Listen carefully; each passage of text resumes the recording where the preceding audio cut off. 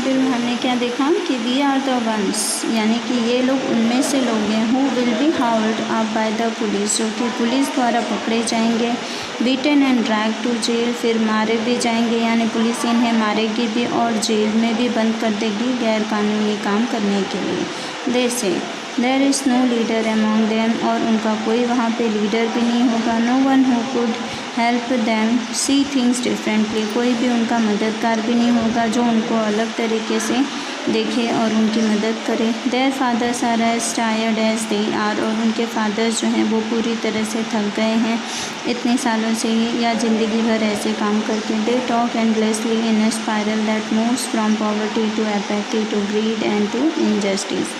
अब उन लोगों के दिल दिमाग में बस एक ही चीज़ है कि गरीबी इतनी तरह से भर चुकी है कि उनका साथ देने वाला या उनके पास पैसे भी नहीं रहेंगे कि वो किसी तरह से इनकी मदद करे या इन्हें छुड़ा ले।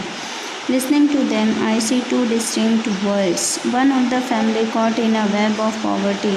इस तरीके से राइटर ने कहा है कि उन्होंने दो अलग अलग दुनिया को या दो अलग अलग वर्ल्ड को देखा है, कि एक तो जिसमें फैमिली है और एक तो जिसमें गरीबी के कारण वो एक पिंजरे में या एक जाले में छुपे हुए, burden by the stigma of caste in which they are born, और वो इस तरीके से पैदा हुए हैं और ऐसे चिपक गए हैं ऐसे जाल में कि उनका बाहर निकलना मुश्किल है। The other vicious circle of the sahukar, और दूसरी दुनिया वो है जो है साहूकार के हाथों में जो middlemen, the middleman, the police, the keepers of law, the bureaucrats and the politicians। अब दूसरी दुनिया में ये सारे लोग आ जाते हैं, साहूकार, middleman, policeman, keepers of law यानी कानून के रक्षक, ब्यूरोक्रेट्स यानी कि गुनाह की खोज पड़ताल करने वाले, एंड द पॉलिटिशियंस यानी नेता।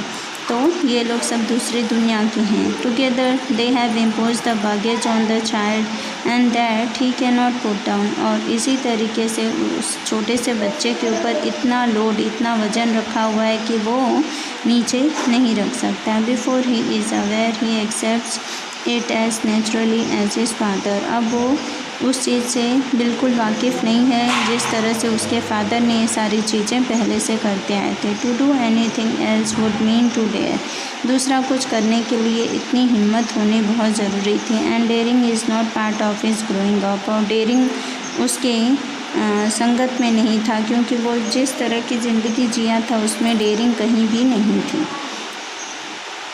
When I sense a flash of it in Mukesh I am cheered, जब वो मुकेश के ऊपर कभी नज़र डालते थे तो वो खुशी से मुस्कुरा देते थे। I want to be a motor mechanic he repeats, और वो बार बार वही कहता था कि मुझे मोटर मैकेनिक बनना है।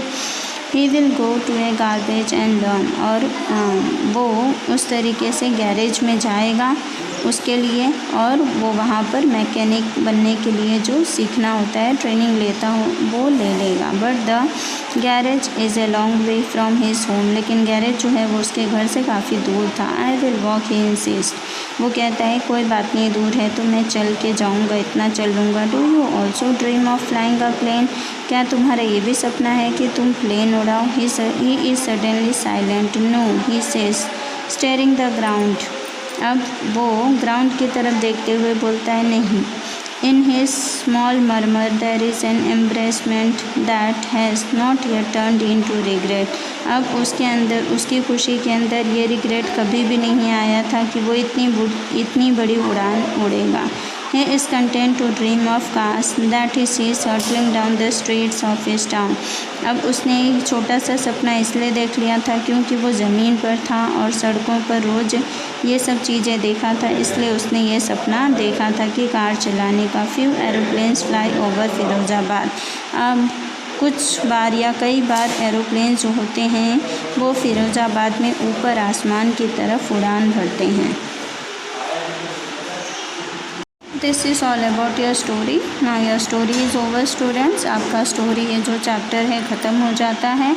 अब इसमें कुछ क्वेश्चन आंसर्स दिए हुए हैं, that question answer you people have to complete it in your notebook and complete as soon as possible. तो स्टोरी आपको अच्छी तरह से समझ में आ गई होगी स्टूडेंट्स, फिर भी आप एक बार खुद से ये स्टोरी पढ़ेंगे तो that will be clear for you. Thank you students.